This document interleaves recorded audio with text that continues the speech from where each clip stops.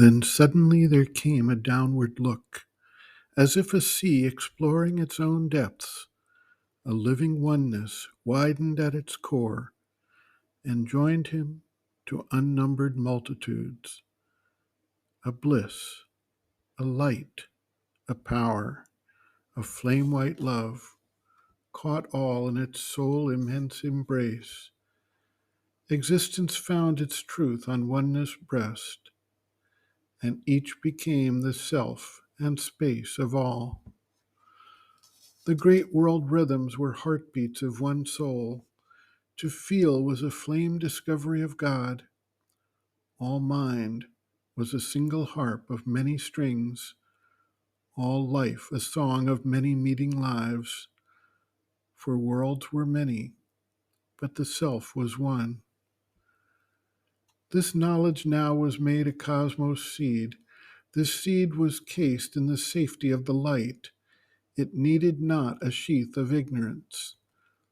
Then from the trance of that tremendous clasp, and from the throbbings of that single heart, and from the naked spirit's victory, a new and marvelous creation rose. Incalculable outflowing infinitudes, laughing out an unmeasured happiness, lived there innumerable unity. Worlds where the being is unbound and wide, bodied unthinkably the egoless self. Rapture of beatific energies joined time to the timeless, poles of a single joy. White vasts were seen where all is wrapped in all. There were no contraries, no sundered parts. All by spiritual links were joined to all, and bound indissolubly to the one. Each was unique, but took all lives as his own. And, following out these tones of the infinite, recognized in himself the universe. A splendid center of infinity's whirl, pushed to its zenith's height, its last expanse, felt the divinity of its own self-bliss, repeated in its numberless other selves. It took up tirelessly into its scope persons and figures of the impersonal, as if prolonging in a ceaseless count, in a rapturous multiplication sum, the recurring decimals of eternity. None was apart, none lived for himself alone. Each lived for God in him and God in all. Each soulness inexpressibly held the whole. Their oneness was not tied to monotone. It showed a thousand aspects of itself, its calm, immutable stability, upbore on a changeless ground forever safe, compelled to a spontaneous servitude, the ever-changing incalculable steps, the seeming reckless dance's subtle plan of immense world forces in their perfect play. Appearance looked back to its hidden truth, and made of difference oneness smiling play. It made all persons fractions of the unique, yet all were beings, secret integers. All struggle was turned to a sweet strife of love in the harmonized circle of a sure embrace.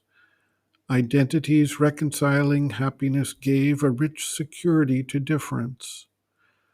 On a meeting line of hazardous extremes, the game of games was played to its breaking point, where through self-finding by divine self-loss, there leaps out unity's supreme delight, whose blissful undivided sweetness feels a communality of the absolute.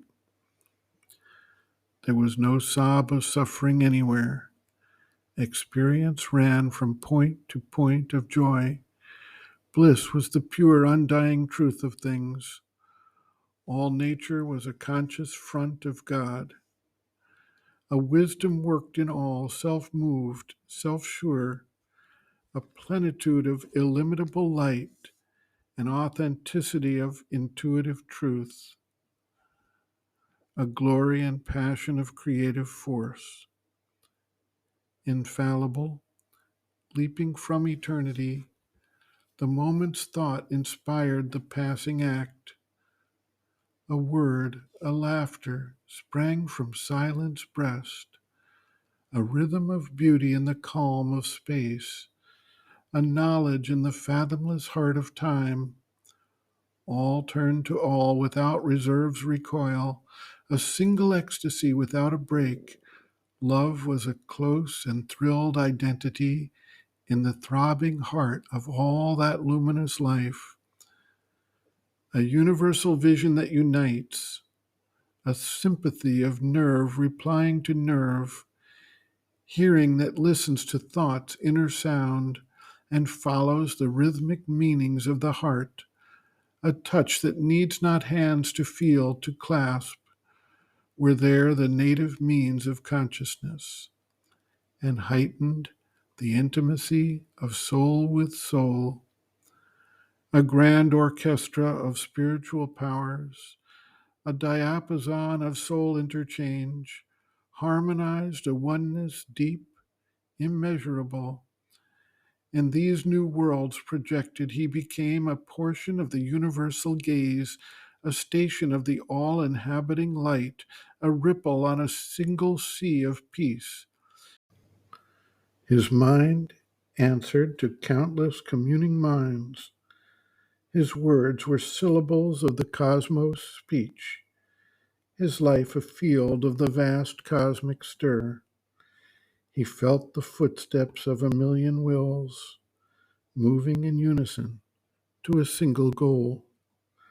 A stream ever newborn that never dies, caught in its thousandfold current's ravishing flow, with eddies of immortal sweetness thrilled, he bore coiling through his members as they passed, calm movements of interminable delight, the bliss of a myriad myriads who are one.